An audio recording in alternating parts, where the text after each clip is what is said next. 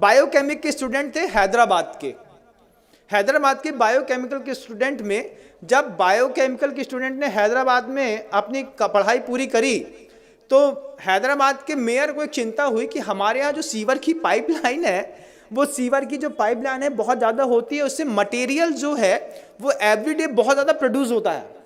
तो मटेरियल को डिसॉल्व करने के लिए उनके पास कोई स्पॉट या कोई चीज़ दिखाई नहीं दे रही थी। आप क्या सोचते हैं कोई क्या कर सकता है? जब ये क्वेश्चन मेयर के दिमाग में खड़ा हुआ कि जो मतलब मैन का बायो प्रोडक्ट है, जो भी मल वगैरह निष्कासित होता है, तो सीवर कनेक्टेड कर दिया, सबके यहाँ के सेप्टिक टैंक हैदराबाद में अलग कर दिए। अब कनेक्टिविटी बना करके सीवर की पाइपलाइन से पूरे हैदराबाद का जो मल है वो एक जगह पर स्टोर होता था। तो उसको ख़त्म करने के लिए क्या दिमाग कोई चलाएगा? तो बायोकेमिकल के स्टूडेंट ने उसमें लिक्विड क्लोरीन डाल करके उस पीले को वाइट कर दिया, और पीले को वाइट करने के बाद उसमें से उसकी स्मेल गायब कर दी। क्लोरीन NaCl, आपने अगर नमक का सूत्र सुना हो तो बंधुओं, मतलब सोडियम अलग होता है, क्लोराइड अलग होती है, NaCl2 ये उसका रासायनिक फॉर्म है। और जहाँ हम रहते थे पहले HGM, वहाँ पे Hukumchand jute mill and industries, और मतलब नमक से क्लोरीन बनाने का प्रोसेस वहीं पे होता था। लिक्विड क्लोरीन होती है, पाउडर फॉर्म में क्लोरीन होती है, गैस फॉर्म में क्लोरीन होती है, और सब अलग अलग चीज़ों में काम आती है। जो बांस के पेड़ होते हैं उसको साफ़ करने के लिए लिक्विड क्लोरीन काम आती है, जिससे आपका पेपर बनता है और जो बिल्कुल वाइट हो जाता है। तो वो बायोकेमिकल के जो स्टूडेंट हैं, वो बायोकेमिकल के स्टूडेंट ने पूरे के पूरे जो मल हैदराबाद के बाहर इकट्ठा होता था उसमें क्लोरीन को डाल करके मिक्सअप करके पीले से वाइट कर दिया। फिर जो वो पूरा एक पेस्ट के रूप में था उसको ड्रायर में डाल करके सुखा दिया, उसका पाउडर फार्मिंग कर दी। और सबसे बड़ी बात तो ये है कि कानपुर की गुटखा फैक्ट्रियों में बेच करके, बड़ी बड़ी कंपनियों के गुटकों में पैक होकर के वो मल लोगों को पाउच में अंदर तक खिला दिया।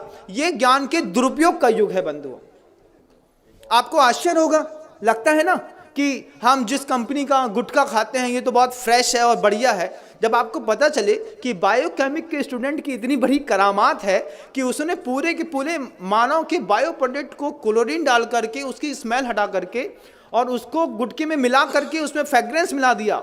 फ्रेग्रेंस का कारोबार कितना बड़ा है कभी आप सोच भी नहीं सकते, कुछ नहीं सोच सकते। और आपको तो खुलते ही साथ ही खुशबू आती है, एक तेज स्मेल।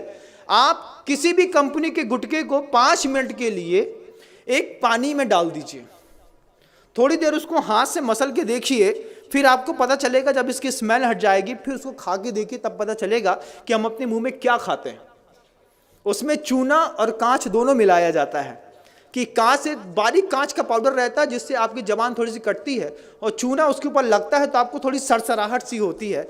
इसके चक्कर में आप बार बार माउथ फ्रेशनर के रूप में ऐसे पाउच के प्रोडक्ट खाते हैं। बायोकेमिक के स्टूडेंट ने पूरा का पूरा मानव मल उठा करके पाउचों में पैक करके कानपुर की गुटखा फैक्ट्री में जा करके एक बार ऑब्जर्वेशन तो करिए बंधुओं, तब समझ में आएगा ये गुटखा खाने वाले लोग सुबह सुबह मानव का मल खा करके अपनी जिंदगी की शुरुआत करते हैं। ये बायोकेमिक के स्टूडेंट का कमाल है।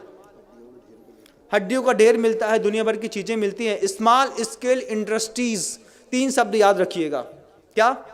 स्मॉल स्केल इंडस्ट्रीज, ये 3 शब्द याद रखेंगे तब आपको पता चलेगा कि स्मॉल स्केल इंडस्ट्रीज के चक्कर में कैसे यूरिया से, साबुन से, शैम्पू से दूध बनाते हैं, कैसे सड़ी हुई चीज़ों से अच्छी पिज़्ज़ा बर्गर बनाते हैं और आपको खिलाते हैं। जो हमारे यहाँ का व्यंजन ही नहीं था वो सब हम आप खा रहे हैं, वो सब कुछ कर रहे हैं। ये स्मॉल स्केल इंडस्ट्रीज का कमाल है। Please like, share and subscribe my channel पुण्यधारा।